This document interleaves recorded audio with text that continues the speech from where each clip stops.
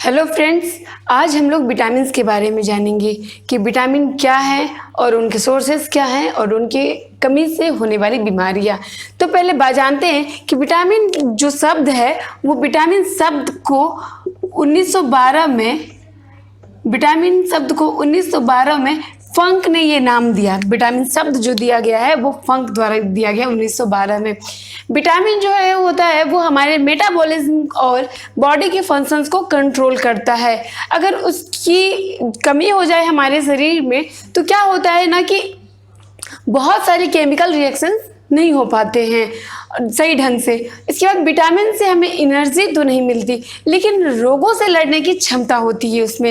यानी कि अगर विटामिन हमारे अंदर हैं तो रोग हमसे कोसों दूर रहेगा, यानी कि वो डिजीज के अगेंस्ट में कार्य करता है विटामिन बी को हम लोग क्या करते हैं, चावल जो धोते हैं विटामिन को भी धो के, विटामिन बी को धो के पूरी तरीके से चावल के साथ उसको भी साफ कर देते हैं। क्योंकि ऐसे तो चावल जो अब मिल रहा है उसको पॉलिश भी कर के लोग विटामिन बी को खत्म कर दे रहे हैं, लेकिन जो बचा खुचा है उसको भी हम लोग घर में भी खूब धो धो के पूरा साफ करते हैं और विटामिन बी को भी धो देते हैं। विटामिन जो होता है वो दो प्रकार के होते हैं, एक हो गया हमारा वाटर सल्युबल और दूसरा जो होता है वो होता है फैट सल्युबल। तो दो पार्ट में डिवाइड कर दिए हैं कि एक वाटर सल्युबल इस तरीके से और उधर जो है फैट सल्युबल। तो बात करते हैं हम लोग कि पहले वाटर सल्युबल की। तो विटामिन बी और सी होते हैं वो वाटर सल्युबल। इसके बाद जो विटामिन ए, डी, ई और के आ गए वो होते हैं फैट सल्युबल। सबसे पहले हम लोग वाटर सल्युबल के बारे में बात कर लेते हैं कि विटामिन बी1 को थायमिन के नाम से जानते हैं और इसकी कमी हो जाए तो बेरी नामक एक बीमारी हो जाती है। और इसका सोर्स जो होता है वो है potatoes, brown rice, whole meal grains, यानी साबुत अनाज जो होते हैं उसमें विटामिन बी1 पाया जाता है। विटामिन बी2 को राइबोफ्लाविन के नाम से जानते हैं और इसकी कमी से होने वाला बीमारी जो होता है वो ग्लोसाइटिस नामक एक बीमारी हो जाती है, जिसमें कि बी की कमी से जितनी सारी बीमारी होती है सब स्किन रिलेटेड ही बीमारी होते हैं। चकता हो जाना, रेड हो जाना, फेस में सूजन हो जाना, रेड धब्बा हो जाना, पिगमेंटेशन होना, ये सब बी की कमी से होती है। चाहे वो बी1 हो, बी2 हो, बी3 हो, बी7, बी5 जो भी हो वो सब उसकी कमी से हो जाती है। तो चलिए हम बात करते हैं इसमें क्या होता है कि जीभ में जो होता है वो व्हाइट कलर का छाला पड़ जाता है, इसीलिए बी कॉम्प्लेक्स जो होता है सबका जड़ बी कॉम्प्लेक्स खा लेते हैं। अगर इसकी मुंह में कुछ हो गया तो बी कॉम्प्लेक्स का कैप्सूल खा लीजिए, ठीक हो जाते हैं। इसके बाद बात करते हैं हम लोग बी3 की। बी3 को जो होता है वो नियासिन के नाम से जानते हैं और इसकी कमी से होने वाली बीमारी प्लेग्रा है, वो भी स्किन रिलेटेड ही है। स्किन का फटता है ना, स्किन सब रुखा हो जाता है, ब्लड निकलने लगता है। तो ये सब क्या होता है कि ये नियासिन की कमी से होता है, विटामिन बी की ही कमी से हो रही है। और इसका सोर्स जो है वो है मीट, फिश, एग और मशरूम। फिर बात आती है कि ये विटामिन बी5 को पेंटोथेनिक एसिड के नाम से जानते हैं और इसकी कमी से होने वाली बीमारी मतलब क्या कहते हैं पैरास्थेसिया बीमारी होती है। इसमें भी क्या होता है स्किन सब रेड हो जाता है और बहुत ही ज़्यादा जलन देता है। देखिएगा किसी को कभी यहाँ पे वो हमेशा खुजली करते रहता है, उसको चुनचुनाता है, उस टाइप से होने लगता है। इसके बाद बात करते हैं कि इसका सोर्स जो होता है वो होता है मीट, ब्रोकली और एवोकाडोज। फिर बी6 की बात करते हैं, इसको पैराडॉक्सिन के नाम से जानते हैं और इसकी कमी से होने वाली बीमारी पेरिफेरल न्यूरोपैथी है और इसका सोर्स जो होता है meat, vegetable, tree nuts, bananas हैं। और बी7 को बायोटिन के नाम से जानते हैं और इसकी कमी से होने वाली बीमारी डर्मेटाइटिस होती है। स्किन के डॉक्टर को डर्मेटोलॉजी बोला जाता है, ये भी स्किन से रिलेटेड बीमारी है। इसके बाद इसका सोर्स जो होता है वो होता है liver, peanuts, leafy green vegetables. तो सबका जड़ जो है वो क्या है कि सबके सोर्सेस लगभग ग्रीन वेजिटेबल्स हैं। तो इसके बाद बात करते हैं विटामिन बी9 को फॉलिक एसिड के नाम से जानते हैं और ये जो होता है इसकी कमी से होने वाली बीमारी है मेगालोब्लास्टिक एनीमिया होती है। ये महिलाओं में, गर्भवती महिलाओं में हो जाती है। इसीलिए अब क्या किया जाता है कि विटामिन बी9 की कमी नहीं हो तो प्रेग्नेंट महिला को क्या किया जाता है कि फॉलिक एसिड का जो दवाई मेडिसिन होता है वो दिया जाता है ताकि बच्चे का अच्छे से ग्रोथ हो जाए, बच्चे को अनेमिया वगैरह नहीं हो और बच्चे अच्छे से ग्रोथ करके इनके कोई भी डिजीज का शिकार नहीं बने। फिर बात करते हैं विटामिन बी12 की। बी12 को साइनोकोबालामिन के नाम से जानते हैं। और ये भी यानी कि इसमें क्या होता है कि आरबीसी जो होता है अच्छे से नहीं बनता, यानी कि ब्लड का कलर रेड होने में प्रॉब्लम होती है अगर B12 की कमी हो जाती है तो, इसीलिए इसको B12 डिफिशियंसी एनीमिया के नाम से भी जानते हैं। इसका सोर्स की बात करें तो सोर्स जो होता है meat, fish, milk, egg, liver, ये सब जो है उसके सोर्सेस हैं। इसके बाद बात लास्ट करते हैं कि ये विटामिन सी यानी एस्कॉर्बिक एसिड, इसको एस्कॉर्बिक एसिड जो है वो उसकी कमी से अगर बीमारी हो गई तो स्कर्वी नामक एक बीमारी हो जाती है, वो भी स्किन से रिलेटेड है। क्या होता है उसमें कि दांत मसूड़ा सबसे ब्लड आने लगता है बाहर, और दांत वगैरह सब में छाला वगैरह सब पड़ने लगता है, दांत कमजोर हो जाता है, दांत समय से पहले गिर जाएगा। इसका सोर्स जो होता है वो साइट्रस फ्रूट हो गया, यानी कि जिसमें कि जो कि खट्टापन है, जिसमें जैसे ऑरेंज हो गया, आपका नींबू हो गया, तो टमाटर हो गया, ये सब में विटामिन सी पाया जाता है। जो भी खट्टा पदार्थ होते हैं, फ्रूट्स होते हैं, वो सब में विटामिन सी पाया जाता है। और ये टमाटो जो वेजिटेबल्स में भी पाई जाती है। तो बात करते हैं अब हम लोग फैट सोल्यूबल की। अभी तक वाटर सोल्यूबल की बात हो रही थी, अब फैट सोल्यूबल की बात करते हैं। तो विटामिन ए को रेटिनॉल के नाम से जानते हैं, और ये रेटिना से रिलेटेड है, मतलब हमारे आंख से रिलेटेड है।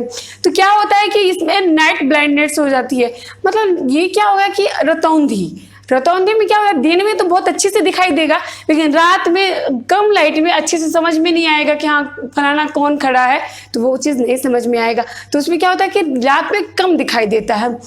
और इसका जानते ही कि इसका जो सोर्स है वो है गाजर, मछली का तेल, vegetables, green vegetables, leafy vegetables, ये सब इसके सोर्सेस है। लिवर यानी कि वो क्या बोलते मछली का तेल, ये सब कुछ भी। इसके बाद बात करते हैं विटामिन डी का। इसको कैल्सीफेरॉल के नाम से जानते हैं, और इसकी कमी से होने वाली बीमारी बच्चों में जो हो जाती है वो रिकेट्स हो जाते हैं, यानी बोन सब अच्छे से प्रोग्रेस नहीं हो पाते, यानी बोन अच्छे से नहीं बन पाते हैं। और बड़ों में जो होता है उसको ऑस्टियोमैलेशिया बोला जाता है, यानी उनका बोन जो होता है वो सॉफ्ट हो जाता है। तो वो क्या होता है बहुत जल्दी टूट जाएगा, थोड़ा सा गिर गए तो टूट गया, मतलब कि ये सब चीज़ उनमें हो जाती हैं। तो उसका सोर्स क्या है विटामिन डी का, वो है सनलाइट। सूर्य की रोशनी जो होता है बिना पैसे की आपको आराम से मिल सकती है सुबह सुबह डेली, इसीलिए धूप में कहा जाता है कि सुबह सुबह धूप में घूमनी चाहिए, कि सनलाइट से विटामिन डी पूर्ति हो जाती है। फिश लिवर ऑयल जो होता है उसमें भी मिलता है, एग यॉक में भी विटामिन डी मिलता है। इसके बाद विटामिन ए की बात की जाए तो इसको टेकोफेरॉल के नाम से जानते हैं, और इसकी कमी से क्या होता है कि डिस्ट्रैक्टेड ऑफ आरबीसी, यानी कि आरबीसी में डिस्ट्रैक्ट हो जाता है, वो आरबीसी अच्छे से नहीं बन पाता है। और दूसरी बात किया जाए तो वो रिप्रोडक्टिव फेल्योर कहा जाता है, यानी कि वो महिला में भी हो सकता है और पुरुष में भी हो सकता है। तो क्या होता है कि उसमें प्रेगनेंसी नहीं हो सकेगी, यानी बच्चे पैदा नहीं हो सकते हैं। तो ये विटामिन ई के कमी की वजह से होता है। इसका जो सोर्स है वो है क्या कहते हैं लीफी ग्रीन वेजिटेबल्स और ऑयल, सेरेल, ग्रेन्स, ये सब कुछ क्या है कि विटामिन ई का सोर्सेस है। फिर बात करते हैं विटामिन के, यानी कि फाइलोक्विनोन के नाम से इसको जाना जाता है। और ये पता है कि विटामिन के का अगर कमी हो गया तो मेरा हाथ अगर कट गया तो उसको ब्लड को थक्का जमते जमते पता नहीं कितना ब्लड बर्बाद हो जाएगा। लीफी वेजिटेबल्स, सोयाबीन ऑयल और बहुत सारे ग्रीन वेजिटेबल्स वगैरह सब में भी, जैसे कि कैबेज हो गया, वो सब में विटामिन के पाया जाता है। हम लोग खनिज के बारे में पढ़ते हैं, यानी कि मिनरल्स के बारे में पढ़ते हैं। खनिज जो होता है उस जो जमीन से खोद के निकाला जाता है, जैसे मैग्नीशियम, सल्फर, कोबाल्ट, पोटेशियम, इस तरीके का जो होता है वो क्या होता है जमीन से खोद के निकाला जाता है। उसमें कार्बन की मात्रा नहीं होती है, यानी कि वो जो हो गए वो इनऑर्गेनिक हो गया। इनऑर्गेनिक यानी कि इसमें ऑर्गेनिक नहीं है, कार्बन नहीं है। तो बात करते हैं कि ये हमारे कुछ खनिज भी हैं जो हमारे लिए लाभदायक है, तो हम लोग उसके बारे में देख लेते हैं। जैसे हो गया पहला सोडियम। तो सोडियम जो होता है ये क्या करता है, absorption of glucose in electrochemical impulse conduction in nerves muscles, यानी हमारे शरीर में सल्फर जो सोडियम जो होता है वो क्या करता है कि नर्व्स में, जैसे कि हमारे तंत्रिकाओं द्वारा क्या हो रहा था, जो मैसेज जा रहा था मसल्स में, मैसेज यानी कि हमारे मांसपेशियों में मैसेज आ रहा था, उस चीज में वो क्या करता है आवेग की तरह कार्य करता है। इम्पल्स कंडक्शन यानी वो आवेग की तरह कार्य करता है मैसेज को पहुंचाने में। तो ये हमारा सोडियम कर रहा था। दूसरा पोटेशियम जो हो गया वो क्या करता है, ग्लूकोज और प्रोटीन को सिंथेसाइज करता है, यानी कि संश्लेषित करता है। तो ग्लूकोज और प्रोटीन को कौन संश्लेषित करता है, वो करता है पोटेशियम। फिर बात करते हैं हम लोग क्लोरीन को। क्लोरीन जो होता है इसका संश्लेषण जो होता है, ये संश्लेषण क्लोरीन संश्लेषण करता है हाइड्रोक्लोरिक अम्ल को और एसिड बेस को हमारे बॉडी में कंट्रोल रखता है, यानी बैलेंस करके रखता है। मैग्नीशियम जो हो गया वो एंजाइम एक्टिवेटर है। मैग्नीशियम को एंजाइम एक्टिवेटर के नाम से भी जानते हैं क्योंकि इससे बहुत सारे एंजाइम जो होते हैं वो एक्टिवेट होते हैं। Major component of bones and teeth, यानी कि ये बोन्स और टीथ के घटक हैं, यानी कि बोन्स और टीथ के लिए बहुत ही ज़्यादा जरूरी है। ये इसके कमी से, यानी मैग्नीशियम की कमी हो जाए हमारे शरीर में तो कन्वल्सन और हेलोजिनेशंस होने लगते हैं। कन्वल्सन जो होता है ये क्या होता है कि दौरा पड़ना, कन्वल्सन हो जाता है। जो कन्वल्सन और हेलोजिनेशन ये क्या होता है कि हमारे शरीर में दौरा पड़ता है, और हेलोजिनेशन उसको बोलते हैं जैसे कि कुछ है नहीं वहाँ लेकिन आपको लग रहा है वहाँ कुछ है, यानी जिस तरह से आपके मन गढ़ंत कहानी हो, यानी कि आपके मन की वहम है कि वहाँ पे कुछ है। आप जिस चीज़ को जिस तरीके से देख रहे हैं तो आपको वैसा ही दिख रहा है, आपको लग रहा है वो रियल है लेकिन एक्चुअल वो है नहीं। तो वो हो गया।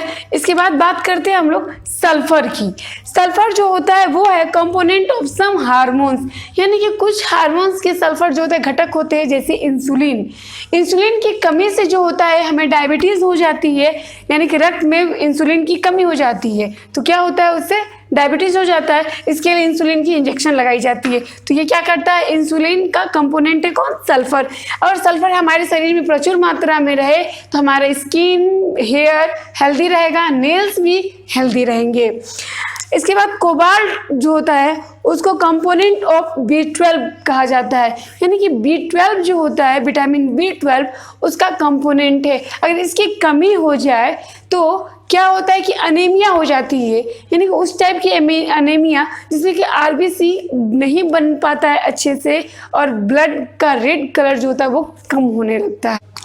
तो चलिए फ्लोरीन के बारे में जानते हैं। तो फ्लोरीन क्या होता है कि ये एनामेल और चिक्स डेंटल डिके जो होता है उसको कंट्रोल करता है, यानी कि उसकी वजह से हमारा जबड़ा मजबूत होता है, चिक्स यानी कि गाल वगैरह भी सही रहते हैं और डेंटल में यानी कि दांतों में सड़न नहीं होती है।